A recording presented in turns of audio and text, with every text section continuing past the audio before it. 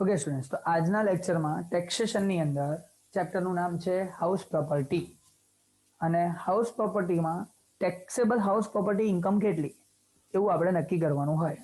એટલે કે આપણે ઘણા બધા ઘર હોય એમાંથી એક ઘરમાં રહેતા હોઈએ, બાકીના બધા ઘર ભાડે આપી દઈએ, રેન્ટ પર આપી દઈએ અને રેન્ટ એ આપણી ઇન્કમ થાય.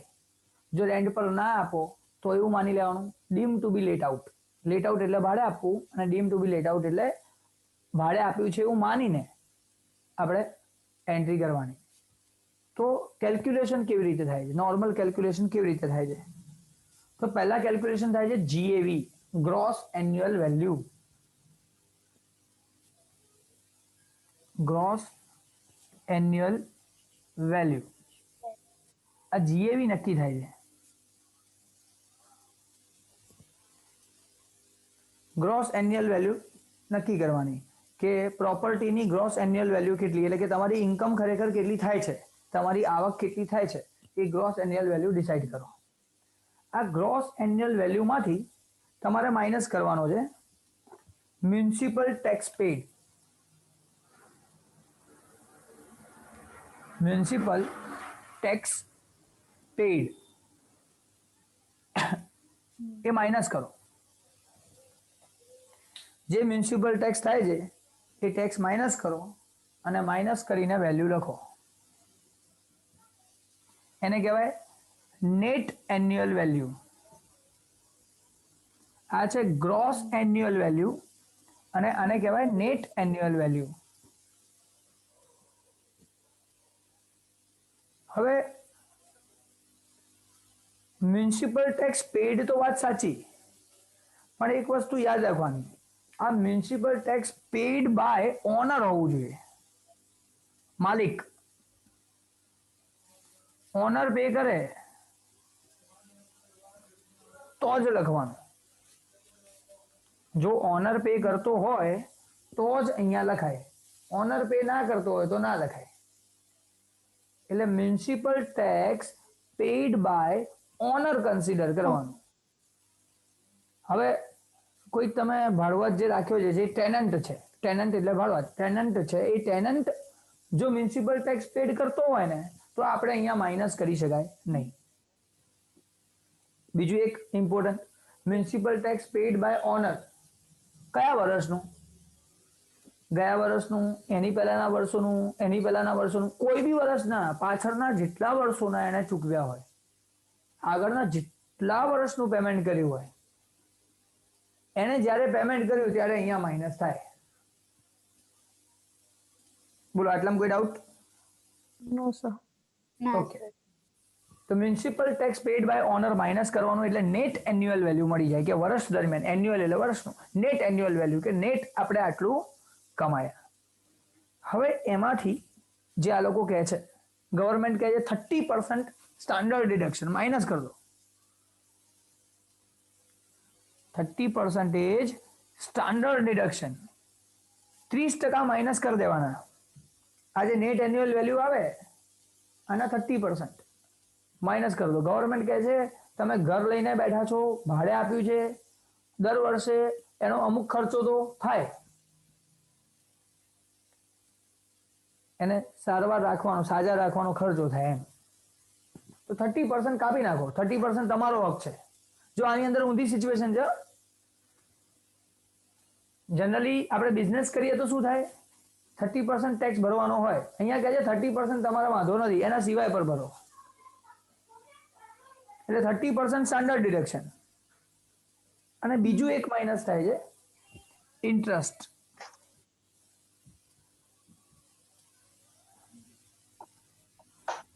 ઇન્ટરેસ્ટ પણ માઇનસ થાય. 30% સ્ટાન્ડર્ડ ડિડક્શન માઇનસ થાય અને ઇન્ટરેસ્ટ પણ માઇનસ થાય. અને આ બંને માઇનસ કર્યા પછી જે આન્સર આવે એને આપણે કહીએ છીએ ટેક્સેબલ હાઉસ પ્રોપર્ટી ઇન્કમ. એને આપણે કહીએ છીએ ટેક્સેબલ હાઉસ પ્રોપર્ટી ઇન્કમ. હવે તમે કહેજો સાહેબ આ ઇન્ટરેસ્ટ પાછું શેનું માઇનસ થાય, શેનું ઇન્ટરેસ્ટ? લગાવજો, તમારું મગજ દોડાવજો, શું હોઈ શકે? સર સેલ્ફ ઓક્યુપાઈડ માં જ ખાલી માઇનસ થાય ને ઇન્ટરેસ્ટ તો લોન બધામાં ઇન્ટરેસ્ટ થાય આ સેલ્ફ ઓક્યુપાઈડ મેં કીધું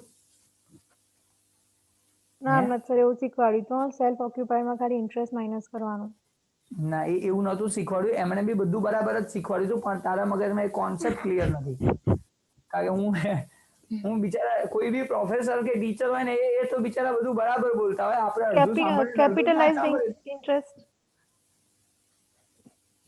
વાત કરું છું આ ઇન્ટરેસ્ટ માઇનસ કરવાના કયું ઇન્ટરેસ્ટ કોનું ઇન્ટરેસ્ટ એમ કોનું ઇન્ટરેસ્ટ કોનો શેનો ઇન્ટરેસ્ટ પે કર્યો માઇનસ કરવાનું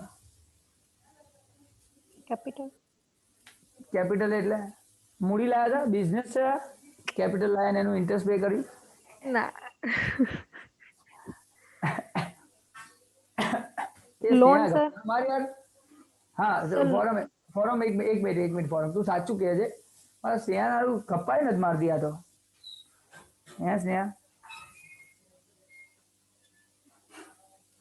ઓ સ્નેહા નથી ખબર સર પણ અમારે તોય ચાલુ જ ગપ્પા નથી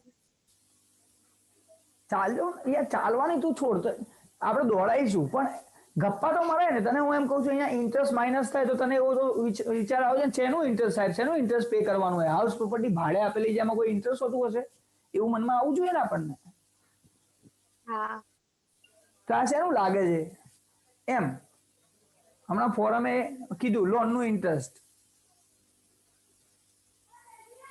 પણ એ તો ફોરમ સર ના બી લીધું હોય લોન અચ્છા તો ના લીધું હોય તો ઇન્ટરેસ્ટ માઇનસ નહીં કરવાનું એવું જરૂરી નહીં ઇન્ટરેસ્ટ કરવાનું છે એમ ઓકે એવું કમ્પલસરી નથી ઇન્ટરેસ્ટ માઇનસ કરવાનું હવે લોન ના લીધી હોય તો છે મેં ઇન્ટરેસ્ટ પે જ ના કરી હોય તો શું કરવા માઇનસ કરવાનું હા સિમ્પલ છે બરોબર ને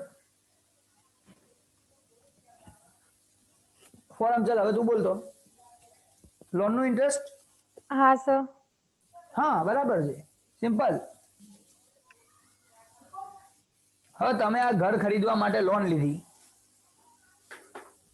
આ ઘર ખરીદવા તમે લોન લીધી હવે તમે લોનનો હપ્તો ભરો ને ઇન્સ્ટોલમેન્ટ ઓફ લોન એ લોનના હપ્તામાં બે ભાગ હોય એક તમે કેપિટલ એમાઉન્ટ ભરો અને એક તમે ઇન્ટરેસ્ટ એમાઉન્ટ પે કરો બંને ભરવાના હોય એક સાથે હોય એક જ ઇન્સ્ટોલમેન્ટમાં બંને પાર્ટ હોય સ્ટાર્ટિંગના સ્ટેજમાં ઇન્ટરેસ્ટ ઓછું હોય કેપિટલ વધારે હોય એક એક્ઝામ્પલ આપું 5000 ભરતા હો ને તેમાં 500 રૂપીસ ઇન્ટરેસ્ટમાં જતા હોય અને 4500 તમારા ઊંધું બોલ્યો સ્ટાર્ટિંગના સ્ટેજમાં ઇન્ટરેસ્ટ વધારે હોય અને કેપિટલ ઓછું હોય 4500 ઇન્ટરેસ્ટમાં જતા હોય અને 500 રૂપીસ કેપિટલમાં જતા હોય જેમ જેમ જેમ જેમ બધા ઇન્સ્ટોલમેન્ટ પે કરતા જાઓ એમ કરતા કરતા તમારું કેપિટલ વધે અને ઇન્ટરેસ્ટ ઓછું થાય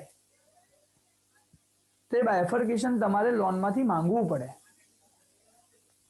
એ તમને લોકોને આપી દે આખા વર્ષમાં તમે આટલું ઇન્સ્ટોલમેન્ટ પે કર્યું એ ઇન્સ્ટોલમેન્ટમાં બે અમાઉન્ટ ઇન્ટરેસ્ટના આટલા છે એ ઇન્ટરેસ્ટ જે અમાઉન્ટ છે જે તમે આ હાઉસ પ્રોપર્ટી જે ભાડે આપી છે એ આપેલી હાઉસ પ્રોપર્ટીને ખરીદવા માટે પરચેસ કરવા માટે તમે લોન લીધી એનું ઇન્ટરેસ્ટ કેટલું પે કર્યું છે વર્ષનું એ અહીંયા માઇનસ થાય so interest on borrowed loan for purchase of building purchase of house for construction of house કદાચ તમે ઘર બનાવડાવ્યું જમીન હતી ઘર બનાવડાવ્યું અથવા તો એવું થાય કે એક ફ્લોર હતો ને બીજો ફ્લોર બનાવડાવ્યો એના માટે લોન લીધી અને એની પર ઇન્ટરેસ્ટ પે કર્યું છે તો પણ અહીંયા માઇનસ થાય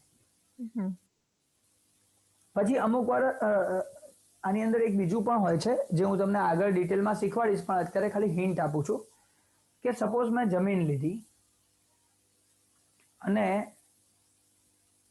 જમીન ઉપર ઘર બનાવવાનું કામ શરૂ થયું હવે ઘર બનાવવા માટે મેં લોન લીધી ફોરમને વધારે ખબર હશે ના સ્નેહાને બી ખબર હશે કે આપણે ઘર બનાવવાનું શરૂ કરીએ બંગલો બનાવવાનું શરૂ કરીએ જમીન ઉપર તો આશરે કેટલો સમય લાગે એક જ ઘર છે આપણે વધારે સ્કીમ નહીં પાડતા ખાલી ઘર એક જ છે આશરે એક ઘર બનાવવાનો સમય કેટલો લાગે સર કહું બોલવાનું જ છે ને સર 1 થી 2 વર્ષ 1 થી 2 વર્ષ તો આપણે માનીએ 2 વર્ષ લાગે હવે લોન તો મેં 2 વર્ષ પહેલા લીધી જ્યાં સુધી ઘર બને નહીં ત્યાં સુધી હું લોન ત્યાં સુધી હું રેન્ટ પર તો આપી ના શકું હવે રેન્ટ પર ઘર જાય નહીં અને અહીંયા લોનનું ઇન્ટરેસ્ટ ચાલુ થઈ જાય કારણ કે લોન લીધી એટલે વ્યાજ તો લેવાનું ઓલો ચાલુ કરી દે. હા. હવે એને કહેવાય પ્રી કન્સ્ટ્રક્શન પિરિયડ ઇન્ટરેસ્ટ. હા. પ્રી-કન્સ્ટ્રક્શન.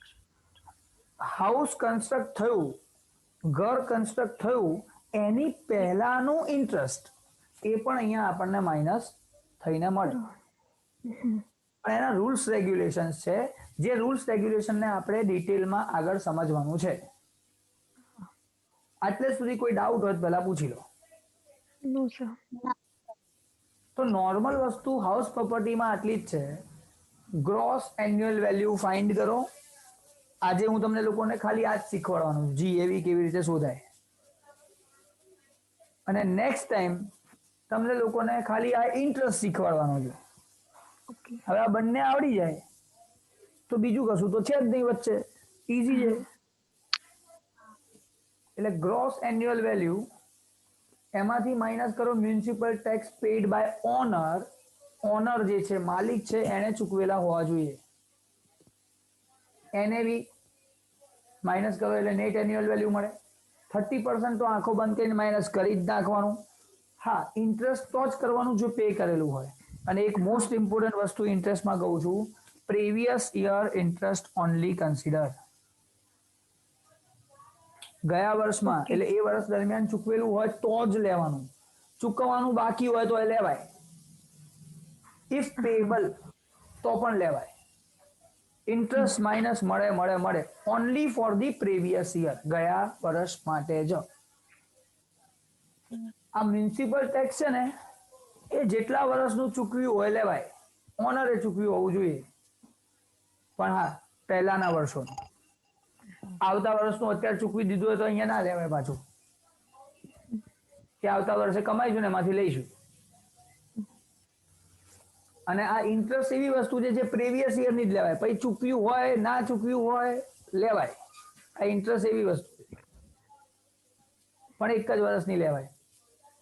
અહીંયા કન્ડિશન છે ઓનર જ હોવો જોઈએ પેડ કરવા વાળો, બીજું કોઈ પે કરે ના ચાલે. અહીં તો ઓનર જ પે કરે, કોમન સેન્સ તેનો ઓલો પે કરે. આપણે કેટલા ટકા વાંધો નહીં, કર તું તાર. આપણે તો વાંધો નહીં. તો આ આપણો સમ અહીંયા પતી જાય. આને કહેવાય ટેક્સેબલ હાઉસ પ્રોપર્ટી ઇન્કમ. અને જે આપણે વાત થતી હતી ફર્સ્ટ લેક્ચરની અંદર કે તમારી ટોટલ ઇન્કમ કાઉન્ટ થાય. સપોઝ તમે જોબ કરો છો તો સેલરી ઇન્કમ ટોટલ થઈ પ્લસ હાઉસ પ્રોપર્ટી ઇન્કમ, એ બંને ઇન્કમનું ટોટલ થઈ જાય. એટલે તમારી ટોટલ ઇન્કમ નક્કી થાય. એ ઇન્કમ પરથી તમારે ટેક્સ નક્કી કરવાનો સ્લેબ વાઇઝ, 250, 3 લાખ, 5 લાખ, જેમાં તમે આવતા હોય એમાં. અને પછી તમારે ટેક્સ ભરી દેવાનો. અચ્છા, એની પહેલા પાછું ઓલું બી નક્કી કરવાનું, તમે રેસિડન્ટ છો, નોન રેસિડન્ટ છો, રેસિડન્ટ બટ નોટ ઓર્ડિનરી છો, એમાં આવો છો. એ બધું નક્કી કરીને આ બધું ભેગું થાય ત્યારે આપણો એક ઇન્કમ ટેક્સ રિટર્ન ફાઇલ થાય. ઓકે. તો ઇન્કમ ટેક્સ રિટર્ન ફાઇલ કરવા માટે આપણે ક્યાં ક્યાંથી કેટલું કેટલું કમાઈએ છીએ બધું પહેલા ટોટલ કરી દેવાનું, પછી બધું નક્કી કરવાનું. હવે એ નક્કી કેવી રીતે થાય? તો ટેક્સેબલ હાઉસ પ્રોપર્ટી ઇન્કમ આપણને અહીંયા મળી જશે આટલા સ્ટેપ્સની અંદર. હવે વાત આવે છે સર આ જીએવી એટલે શું? ગ્રોસ એન્યુઅલ વેલ્યુ કેવી રીતે ફાઇન્ડ થાય? તો એના માટે તમારી જોડે 4 વેલ્યુ હોવી જોઈએ. ના હોય તો ચાલે, એકાદી વચ્ચે બહુ ચિંતા કરવી નહીં, પણ 4 વેલ્યુ જનરલી હોવી જોઈએ. જો એ 4 વેલ્યુ તમારી જોડે છે તો એનો યુઝ કરીને તમે ગ્રોસ એન્યુઅલ વેલ્યુ શોધી શકો છો, ગ્રોસ એન્યુઅલ વેલ્યુ ફાઇન્ડ કરી શકો છો. અને આપણે ખરેખર આની અંદર બહુ સારી રીતે મહેનત કરવાની છે. તો હું 4 વેલ્યુઝ લખી નાખું છું. મ્યુનિસિપલ વેલ્યુ,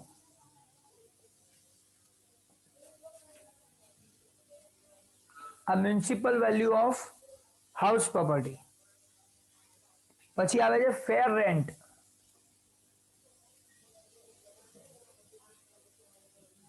ફેર રેન્ટ ભાડું. ફેર કેટલું ચાલે છે માર્કેટમાં, કેટલું ચાલે છે ભાડું, ફેર એ. ત્રીજું તમારી જોડે હોવું જોઈએ સ્ટાન્ડર્ડ રેન્ટ. સ્ટાન્ડર્ડ કેટલું છે?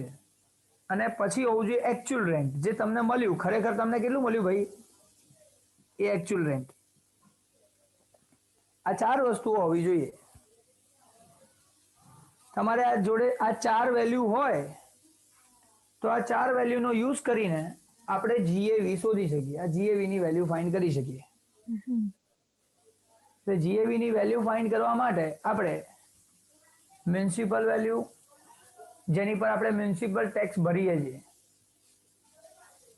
મ્યુનિસિપલ ટેક્સ 10% હોય ને, આ મ્યુનિસિપલ ટેક્સ અહીંયા લખ્યું હોય 10%, તો 10% કોના? આ મ્યુનિસિપલ વેલ્યુના. એટલે ગવર્મેન્ટ એમ કે છે તમારા ઘરની વેલ્યુ 5 લાખ છે, એ મ્યુનિસિપલ વેલ્યુ કહેવાય. હા. એ કે 10 લાખ છે તો 10 લાખ છે, એના 10% ટેક્સ ભરવાનો, એનો 10% કરો એટલે એટલો ટેક્સ આવી જાય. સિમ્પલ. તો મ્યુનિસિપલ વેલ્યુ ફેર રેન્ટ. માર્કેટમાં રેન્ટ કેટલું ચાલે છે? સ્ટાન્ડર્ડ રેન્ટ ભાડું કેટલું છે? સ્ટાન્ડર્ડ. આ બધું આપેલું હશે, આપણે ક્યાંય શોધવા નથી આવતું. આમાંથી કશું આપણે શોધવા નથી આવતું, એ ચિંતા ના કરતા તમે લોકો. એકચ્યુઅલ રેન્ટ છે એ પણ તમને આપેલું હશે કે ખરેખર તમે કેટલું ભાડું લો છો. ક્યાંક અમુક નાના નાના પોઈન્ટ ધ્યાન રાખવાના છે જેનું આપણે ડિસ્કશન કરવાનું છે લાઈવમાં. પણ આટલી વસ્તુ હોય તો આપણું કામ ઇઝીલી થઈ જાય. તો ઇઝીલી કેવી રીતે થાય છે હું તમને બતાવી દઉં, કહી દઉં. આપણે આવી રીતે યાદ રાખવાનું: higher, lower, higher, higher, lower,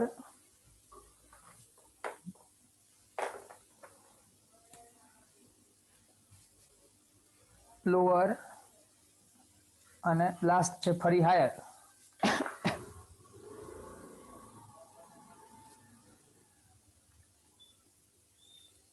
આ હાયર, લોઅર અને હાયર કરો એટલે તમારું જે આન્સર આવે છેલ્લે એને કહેવાય જીએવી.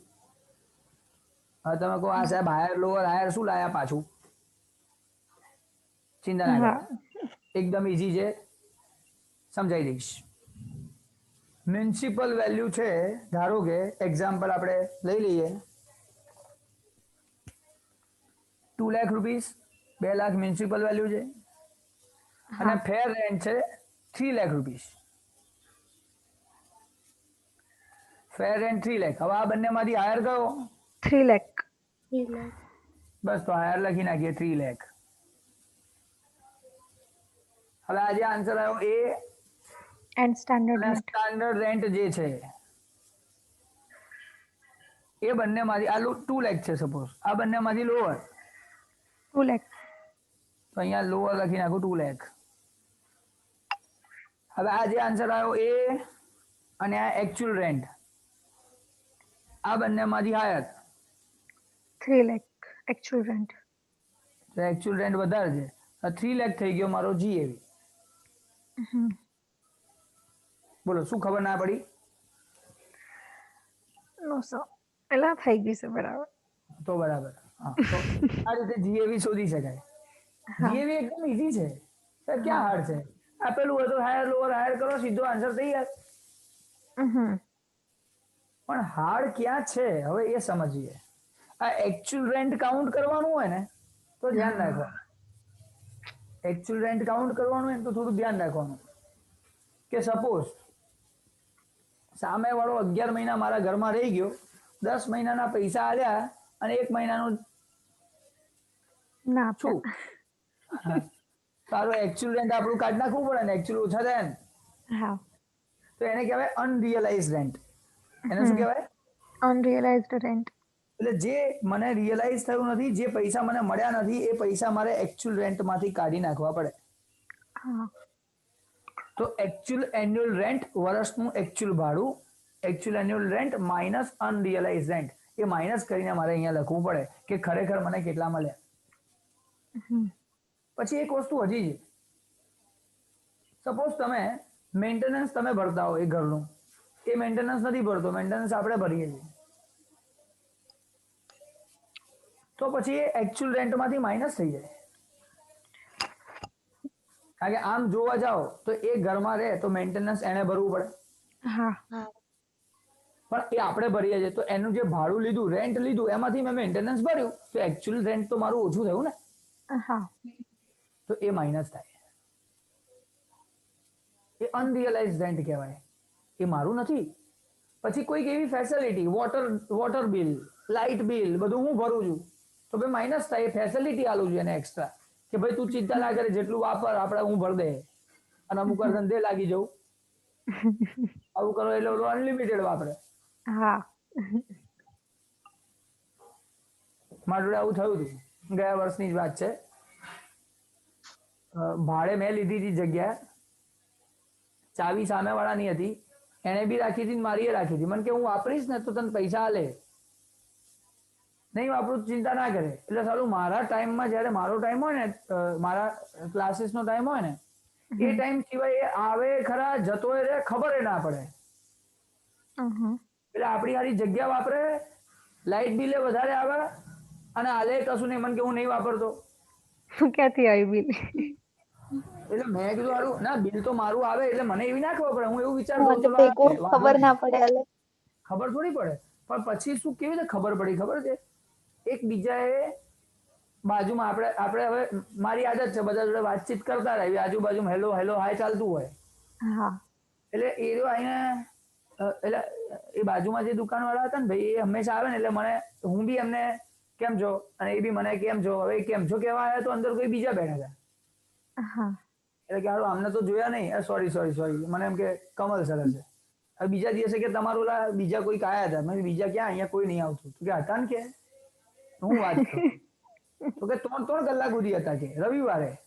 ઓહો હવે રવિવાર તો આપણે જવાનું જ ના થાય. હા 3 કલાક 4 કલાક સુધી કે મેં કીધું એસી બેસી, તો કે બધું ફૂલ ચાલુ હતું. મેં કીધું લે, મેં કીધું આ તારો એક વખત ખબર પડી કે કયા ટાઈમે આવે તો આપણને ક્યાં ખબર પડે. હા એટલે પાછા એમને કે અરે કઈ પ્રોબ્લેમ હોય તો આપણે કહેતા રહેવાનું. ઓલાને મને કહી દીધું એટલે આ કોણ છે કે તમને ઓળખી કે અમને તો જોયા જ નહીં કે ક્યારે. અને સવારમાં 7 વાગે પાછું. ઓહ વેલા. એટલે આપણે હારું સ્કૂલમાં હોઈએ જનરલી, હા એવા ટાઈમમાં શું કરતા હોય આપણને ખબર ના પડે. તો આ એક છે કે જેમાં આવી અનલિમિટેડ ફેસિલિટી આપો તો કઈ નહીં. ધારો કે તમે આપો તો આ એકચ્યુઅલ રેન્ટમાંથી માઇનસ કરી દેવું એમ. અહીં તો મારે પ્લસ કરવું પડે કારણ કે હું તો ભાડું એમને આપું છું એવું છે. એટલે એમને ભાડું આપવાનું પ્લસ એ જે વાપરે એનું આપણે માની લેવાનું. ઠીક છે. તો પછી તો મેં ચાવી લઈ લીધી. મેં કીધું એક જ વાત થશે, તમારે જોઈતી હોય ત્યારે મારી જોડે માંગવાની. હા અને મેં કીધું માંગવાની નહીં, એક જ વાત રાખો, તમારે જોઈતું હોય 100% તમે રાખો, નહીં તો 100% મને હાલ દો. બે જ વસ્તુ તમે કોઈ ખાલી કરી દો. તો કે ના સારું ચાલશે તમે રાખો. પછી આવું આવી ગયું. ઠીક છે. ઇન શોર્ટ આ એકચ્યુઅલ રેન્ટ લેતી વખતે ધ્યાન રાખવાનું, અનરિયલાઇઝ રેન્ટ માઇનસ કરી દો અને જે ફેસિલિટી આપો છો એ માઇનસ કરી દો. અને પછી જે આ આન્સર આવે, આ આન્સર બધા ફાઇન કરી દેવાના. આ જે આન્સર આવે એમાં ખાસ ધ્યાન રાખવાનું, આ આન્સરમાંથી વેકેન્સી પીરિયડ માઇનસ કરવાનો. વેકેન્સી પીરિયડનો જે રેન્ટ થાય એ માઇનસ કરી દેવાનું. ખાલી રહ્યું 11 મહિનાની જગ્યાએ મારું 8 જ મહિના ગયું, તો બાકીના જે મહિના ખાલી રહ્યું, 12 મહિનામાંથી જેટલા મહિના ઘર ખાલી રહ્યું એટલાનું જે ઓલું રેન્ટ થતું હોય માઇનસ કરીને જે આવે એને જીએવી કહેવાય. બસ આ ખાસ ધ્યાન રાખવાનું. છેલ્લે માઇનસ કરવાનું આપણી મેથડમાં, કમલ સરની મેથડમાં. બાકી વાંધો નહીં, આટલું ઓકે છે. આટલામાં કોઈ ડાઉટ સમજાયું એમાં? ના સર. ઓકે. તો અહીંયા